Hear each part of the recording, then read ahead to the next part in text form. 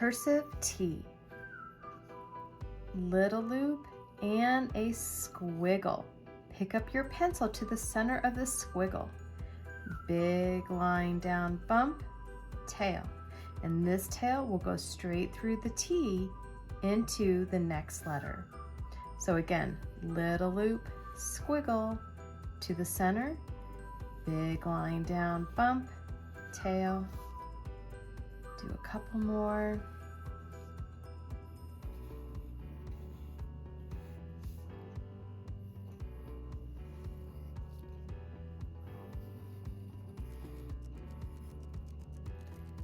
Lowercase t. That's a big line up, down, tail, and cross. Big line up, down, tail, and cross. So even though this is a more simple letter, take your time.